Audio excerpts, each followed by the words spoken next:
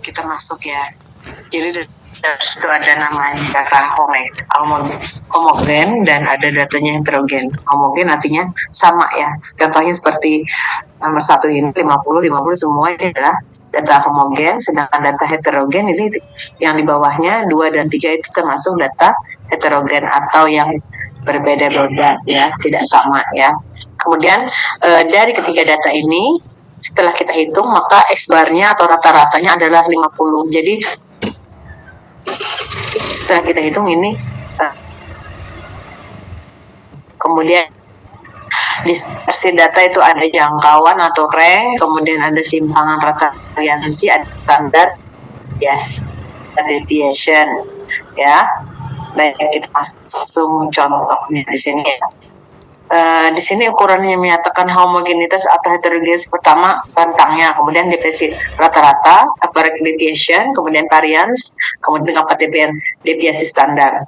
Rentang atau range merupakan selisih bilangan terbesar dan dengan bilangan terkecil. Jadi antara bilangan itu adalah nilai terbesar dan nilai terkecil itu adalah range. Jadi sebaran jadi selisih bilangan terbesar dengan bilangan terkecil, kemudian sebaran merupakan ukuran penyebaran yang sangat kasar sebab hanya bersangkut dengan bilangan terbesar dan terkecil, karena tadi hanya menyatakan dua bilangan yang besar dan kecil. Di sini pada contoh ini dapat kita lihat bahwa bilangan yang terbesar adalah nilainya 100, baik data A 100 ya, data B juga 100, data paling besar, kemudian data C juga kita melihat bahwa dapat kita lihat bahwa data yang paling besar di sini adalah 100. Nah, sambil di absen, naklah di kolom chat di bawah itu ada tulisan chat ya, tulis nama sama NPM kalian biar Ibu rekod ya, gitu ya.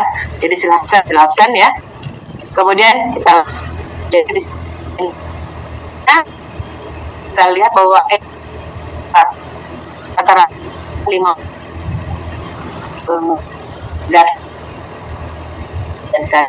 kemudian range-nya atau rentangnya nilai terbesarnya adalah A, baik data B dan C adalah 100, kemudian data yang paling terkecil baik A, B dan C adalah data paling kecilnya adalah 10 ya. Jadi dapat kita lihat ya, X-nya 55 rata-ratanya, kemudian R-nya 100 dikurang 10 sama dengan kurang 10 sama dengan 90. Jadi R-nya adalah 90. Nah, di sini ya, R-nya nilai maksimum kurang nilai minimum. Semakin kecil nilai R, maka kualitas data akan semakin baik. Sebaliknya, semakin besar nilai R, maka kualitasnya semakin tidak baik. Artinya di sini 90. Artinya data ini ya lumayan kurang pas lah, artinya sebaran datanya itu tidak merata ya, kasar ya, karena antara 100 dan 10 itu sangat jauh rentangnya, R-nya sama dengan 90. Jadi data ini dianggap kurang bagus ya, karena R-nya terlalu besar rentangnya ya. Kemudian kita masuk soal lagi ya. Sini tadi ada kelompok A dan B ya, sama ya, dengan X-bar 55 ya. Jadi datanya dikurang 100 kurang 55, 90 kurang 55 dan seterusnya, mendapatkan nilai masing-masing 45 ini dan seterusnya ya. Kemudian di sini juga ada ya itu bisa nilai ya. Ini bisa ada pula dia bisa hanggu. Terusnya ya. Jadi di sini kita lihat ya. Barnya adalah ya 250.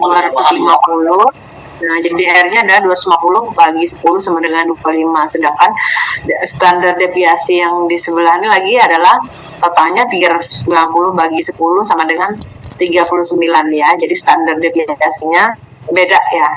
Kelompok 1 untuk 25 dan kelompok 2 adalah 39 ya.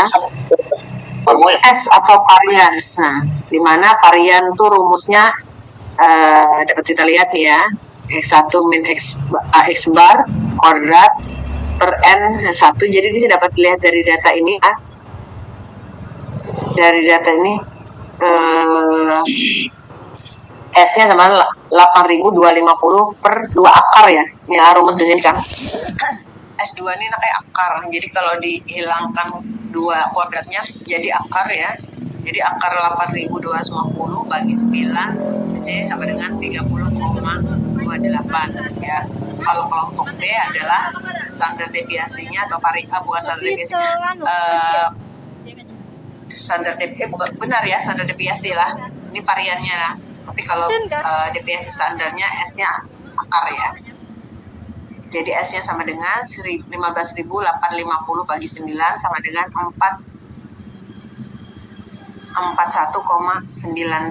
Nah, di sini kelompok A rata-rata 55 ya, rata-ratanya tadi 55, kemudian DR-nya 25 dan S-nya 30,28. Sedangkan kelompok B ya, rata-ratanya 55, kemudian standar deviasinya 39 dan variannya deviasi standarnya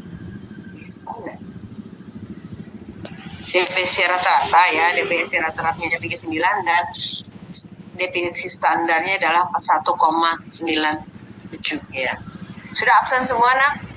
Iya belum. Kemudian di sini deviasi simpangan atau rata-rata ya, jumlah nilai mutlak dari selisih semua nilai dengan nilai rata-rata dibagi dengan banyaknya data. Jadi N-nya adalah jumlah data keseluruhan ya.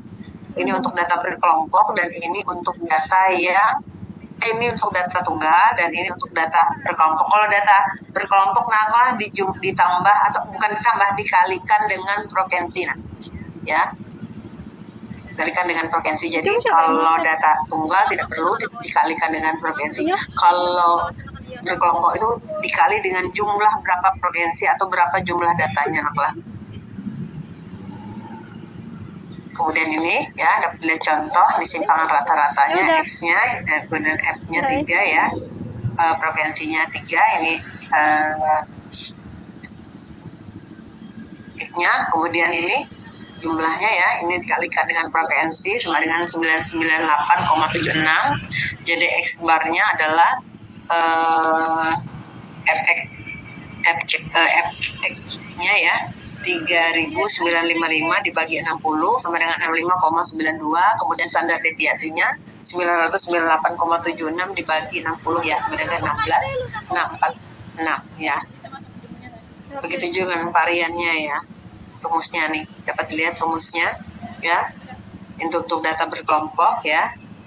Data berkelompok dan ini untuk data yang ini untuk data yang tidak berkelompok, ini untuk data yang berkelompok. Setiap data yang berkelompok pasti dikalikan dengan jumlah provinsi. Itu bedanya kedua rumus ini. Sama rumusnya, cuman karena data tunggal maka tidak dikalikan dengan provinsi karena cuma satu provinsinya, sedangkan data berkelompok karena memiliki variasi provinsi yang berbeda-beda maka dikalikan dengan provinsi. Kemudian standar deviasinya ya, ini udah tadi. Ini dapat dihitung standar deviasinya ya 26124,76 dibagi 60 kurang 1 sama dengan 442 ya.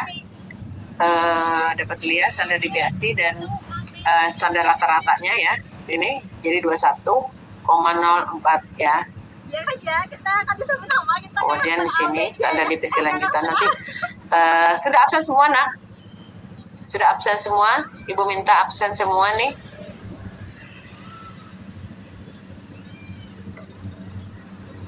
Ya, sudah absen semua?